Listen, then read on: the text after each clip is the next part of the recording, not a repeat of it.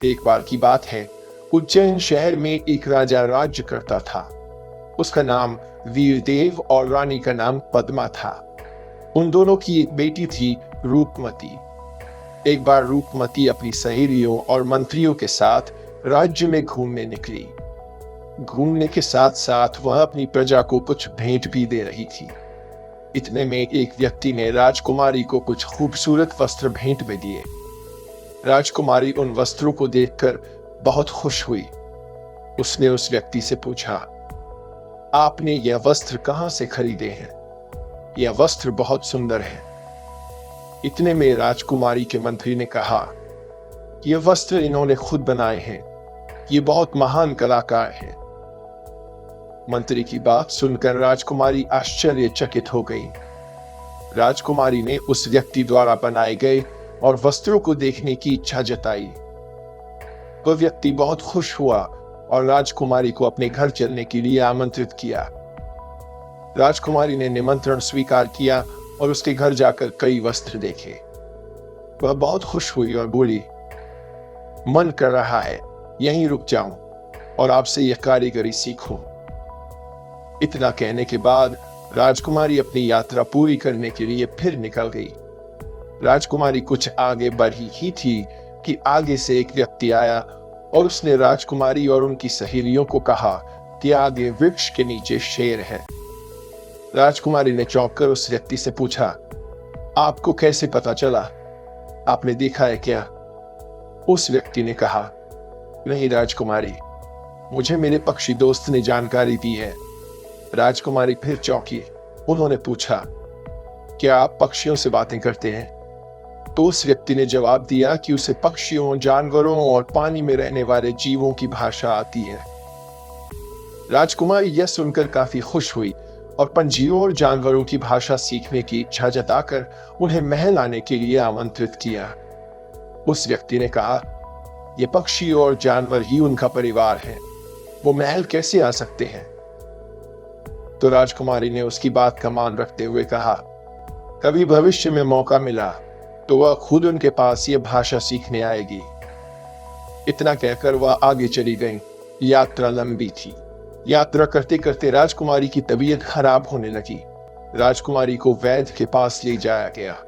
उस वैद्य ने राजकुमारी को उनके यहाँ आराम करने को कहा और दवाई दी। उस दवा के सेवन से कुछ ही घंटों में राजकुमारी ठीक हो गई। राजकुमारी ने उस वैद्य का धन्यवाद किया। वहां बैठे अन्य मरीजों ने वैद्य के बारे में राजकुमारी को कई बातें बताई कि वो कैसे सबकी सेवा करते हैं और उनकी दवाइयों से कई लोग ठीक हो गए हैं। ये सब सुनकर राजकुमारी ने वैद्य को कहा, आप बहुत अच्छा और पुण्य का काम कर रहे हैं। मेरा भी मन है कि मैं भी दूसरों की ऐसे ही सेवा करूं।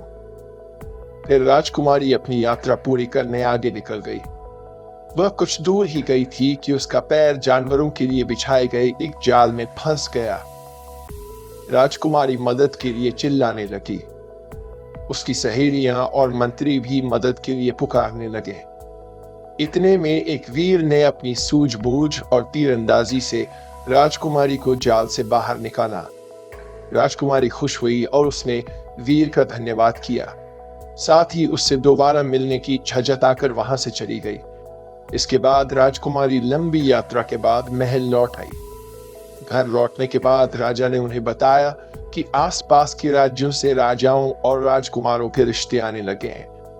राजकुमारी ने पिता की बात सुनी और कहा कि उन्हें कोई राजा या राजकुमार नहीं, बल्कि कोई साधारण व्यक्ति चाहिए। उन्होंने पिता से कहा, मैंने इस यात्रा में यह जाना कि साधारण मनुष्य भी बहुत ज्ञानी, मेहनती और महान होते हैं। इसलिए मुझे कोई साधारण व्यक्ति ही जीवन साथी के रूप में चाहिए।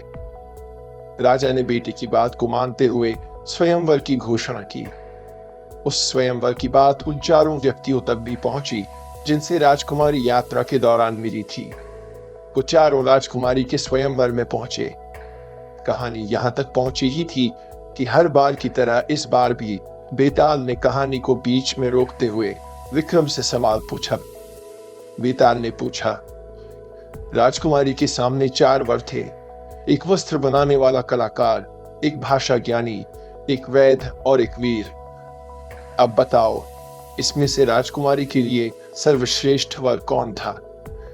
किसकी गले में राजकुमारी ने स्वयंवर की माला पहनाई?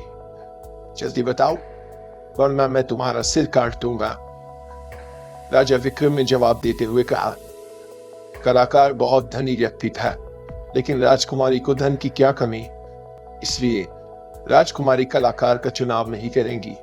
वहीं दूसरा व्यक्ति जो भाषा ज्ञानी है, वह मनोरंजन के लिए ठीक है। तीसरा वैद्य है, जो एक अच्छा व्यक्ति है, समाज की सेवा करता है। अगर उसकी तुलना उस वीर से की जाए तो राजकुमारी वीर का ही चुनाव करेंगी।